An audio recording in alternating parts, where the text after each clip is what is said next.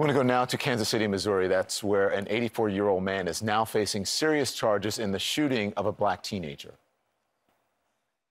The defendant, Andrew D. Lester, is charged with the Class A felony of assault in the first degree. It carries with it a range of punishment of up to life.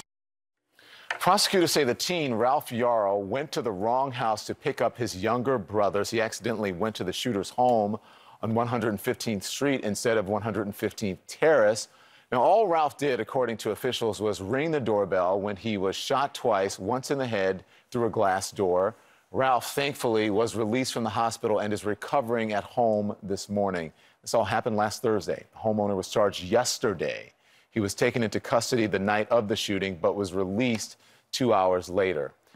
So Ralph Yarl's aunt, Faith Spoonmore, joins us now, and the Yarl family attorney, Lee Merritt. We're so glad to have both of you on. Thank you so much for joining us. I really appreciate it. Ms. Spoonmore, I know that, listen, the mom was on this morning. She talked about the injuries, that he was shot on the top of his left eye, shot again in the upper right arm, but that he is doing okay. How is he doing? Because he was released from the hospital Monday, correct?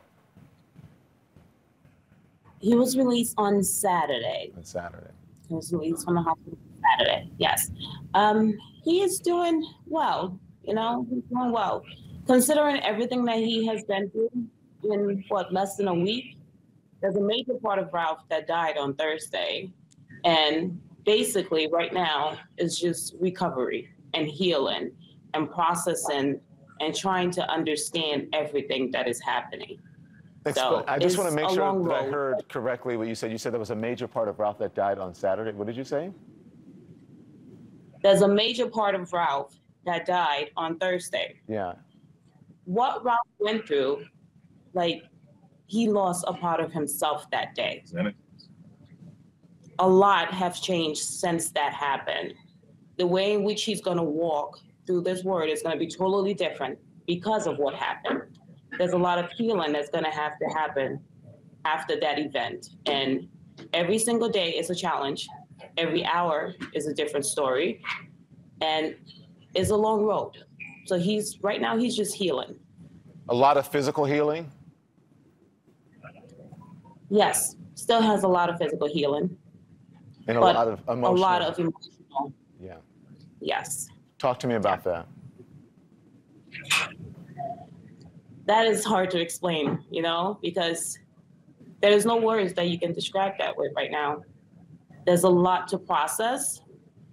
It's trying to make sense of something that is senseless, You just can't wrap your head around it. You just cannot wrap your head around it. From being shot for doing absolutely nothing wrong to crying out for help and not being able to get help, to finally getting help, but having to do something to get that help, and then going through surgery to stay alive, coming home, and knowing that the person who did this went home and was able to sleep in his bed, and seeing your family have to fight to get the justice and attention that you should have gotten from the beginning.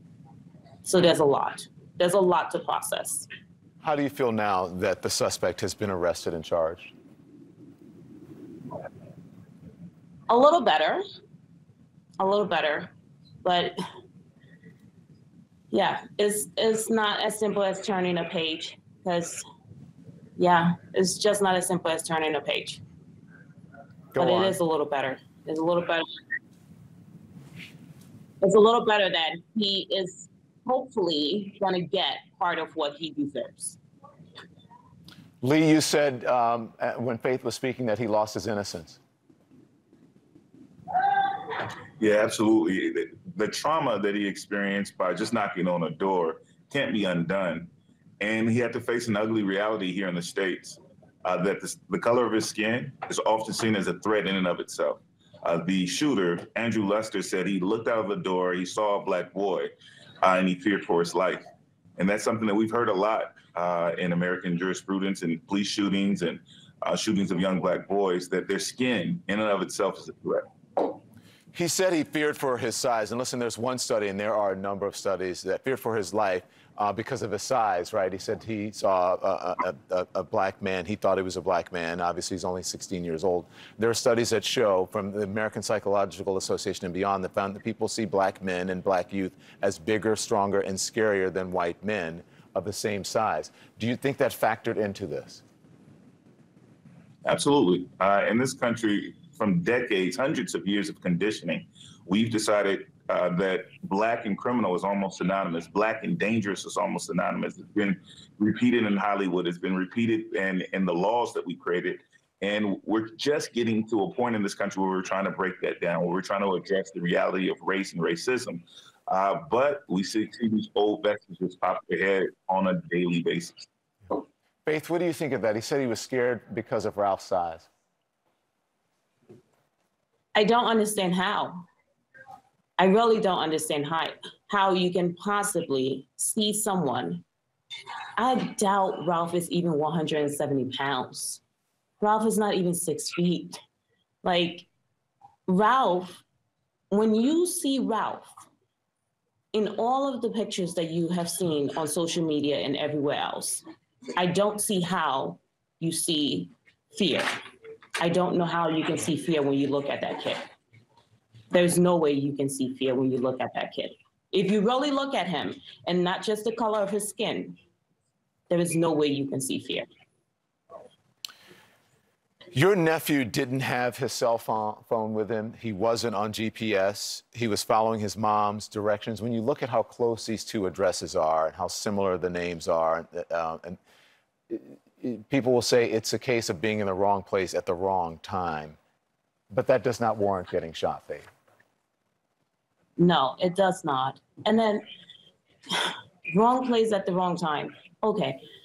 How many times have you gotten a package at your house that is not yours? You know, like how many times have someone rang your doorbell looking for someone else? Should those people be shot? No, no, it should not happen. If you don't want to open your door, don't open your door. You can close your blinds. You can turn the lights off. But this individual chose to open his door. He was not in any danger because there was a glass door between him and my nephew. He shot him through the glass door. Yeah. He was perfectly safe. Lee, I want to talk to you about that because according to Ralph's statement, he says that he did not pull on the door, that Lester said, don't come around here. Is that a valid defense given Missouri Stand Your Ground law? No, the Missouri Stand Your Ground law, or even the Castle Doctrine, which is probably a little more appropriate given where the shooting took place, don't apply to this case for one key reason. Those are self-defense statutes. Those are saying that you have the right to protect yourself against force exerted against you. The Stand Your Ground law says you don't have to retreat. And the Castle Doctrine says you don't have to retreat back into your home. But once you're confronted with force, you can respond with equal or even greater force. He was never confronted with force. Ralph never even tried the door handle. He rang the doorbell and he waited, and he was open, the door opened, and he was confronted with a man with a gun and hostility. And the law simply doesn't protect him under these circumstances. Yeah. I'm wondering, Faith, because I just want to go back to what we talked about in the beginning. You said there's going to be a lot of physical healing. I don't want to get too specific and be inappropriate here. But are you saying to us that Ralph is not going to be the same person that he was before? Is that your concern? Is that what doctors are saying to you? In regards to physically, of course, there will definitely be changes. Like, he was shot in his arm. There's going to be scar tissues. There's going to be a lot of things. He's going to forever have a scar on his head that's going to remind him that I was shot because of the color of my skin. Every time he looks in the mirror, he is going to have that reminder. Every single time. Yes, Ralph is mobile. Ralph is up. He's able to walk. However, if we just judge based on physical appearance to decide if someone is injured or if someone is hurt, that is part of the problem. What do you want? Because a lot of the pain that we deal with is internal, emotional, mental, and that's the worst one to heal. What do you want to come out of this?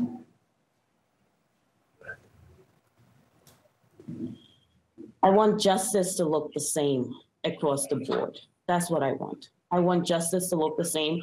I don't want sympathy. I don't want pity. I don't want the age to be a factor, because Ralph's age should have been a factor. Ralph's life should be a factor. I don't care that he is in his 80s. No, I don't. I want equality, and it should look the same all across the board. Faith Spoon-Ward, Lee Merritt, thank you both. Please keep us updated. Don, Thank thank you you. for having us. We'll be up.